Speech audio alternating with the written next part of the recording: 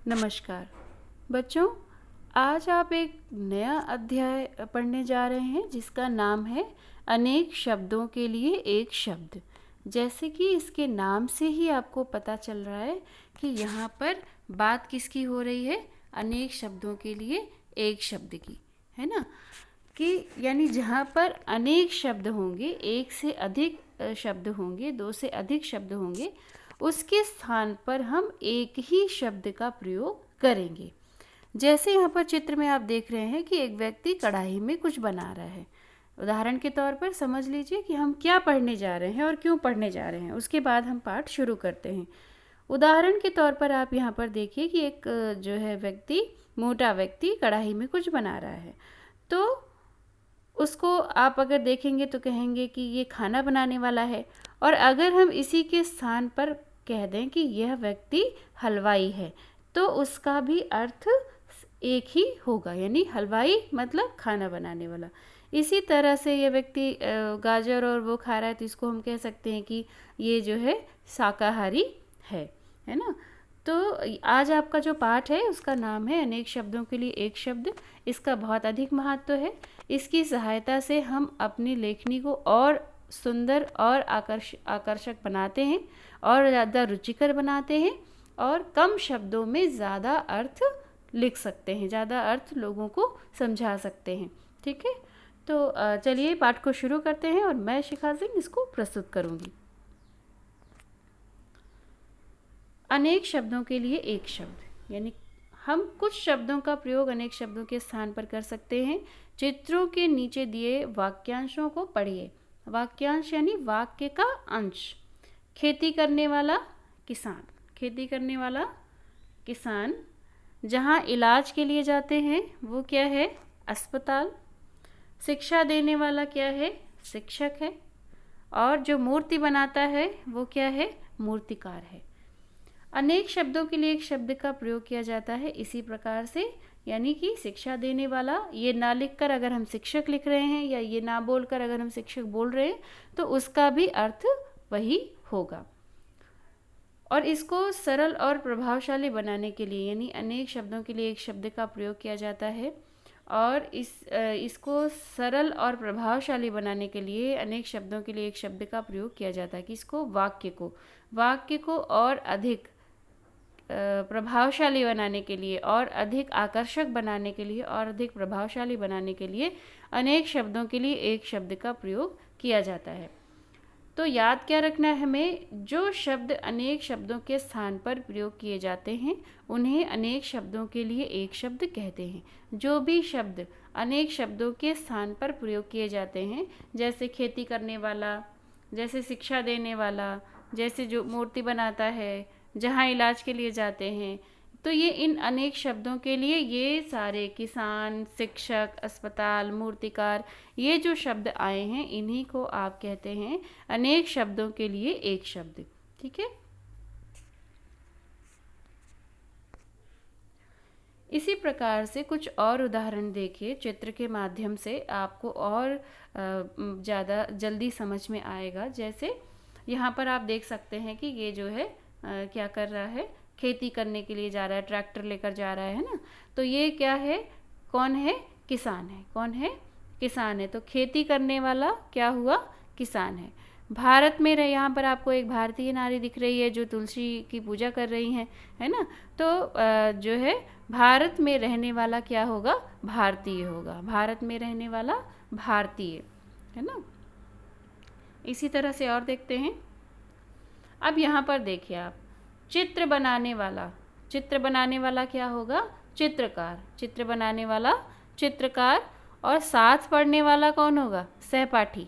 अगर आप ये कह रहे हैं कि यह बच्चा मेरे साथ पढ़ता है, तो इतना ना कहकर अगर आप ये कहेंगे कि यह मेरा सहपाठी है, तो भी बात वही होगी, तो भी बात में कोई फ़र्क नहीं पड़ेगा। यानी उस शब्द से ही पता चल जाएगा कि यह बच्चा जो है आपके साथ पढ़ता है। जैसे आप इंग्लिश में कहते हैं कि यह मेरा क्लासमेट है ना।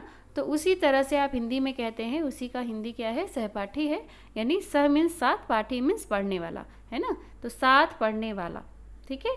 और यहाँ पर चित्र जो बनाता है उसको क्या कहते हैं, चित्रकार कहते हैं। ठीक है बच्चों। ऐसे ही कुछ और उदाहरण हैं, आइए देखते हैं। कुछ अनेक शब्दों के लिए एक शब्द हैं जो आपको जो है याद भी करना है, इन्हें आपको याद भी करना है।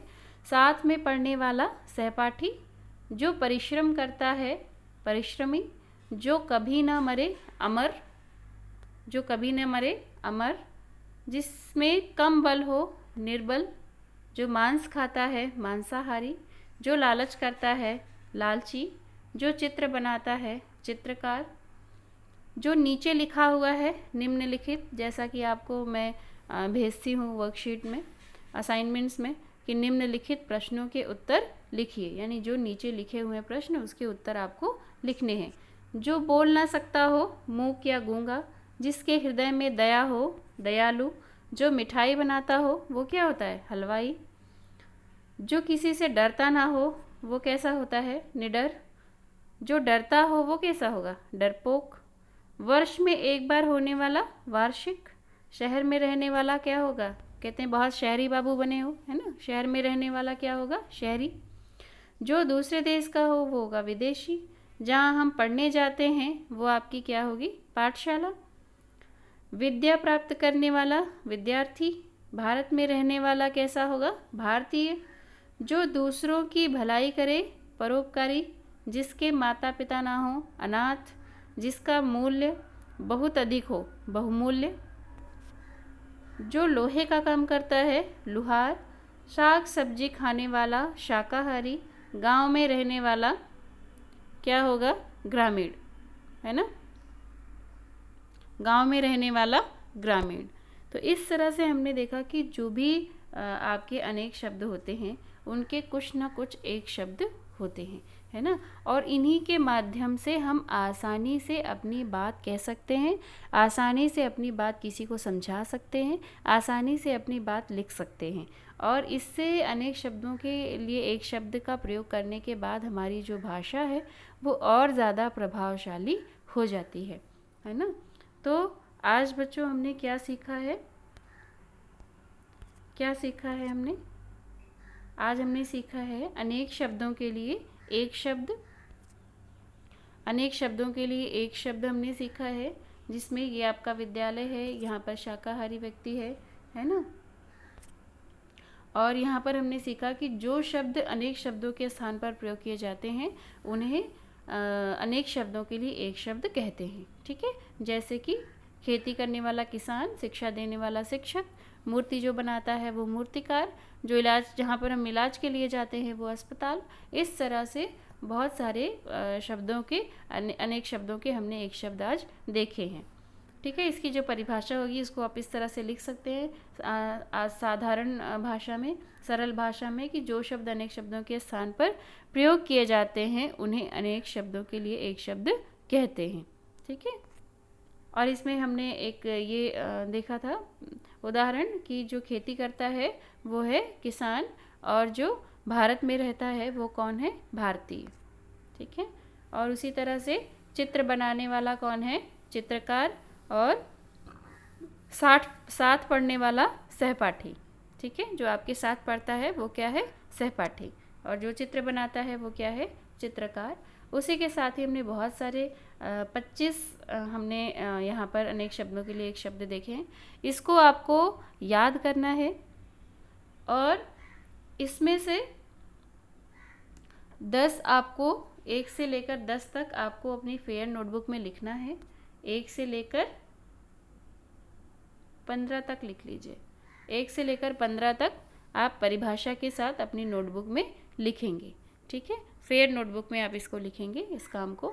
तो आशा करती हूँ आपको ये वीडियो अच्छे से समझ में आ गया होगा, ये टॉपिक आपको अच्छे से समझ में आ गया होगा। अगर आपको कोई समस्या है तो आप मुझसे संपर्क कर सकते हैं, ठीक है। धन्यवाद।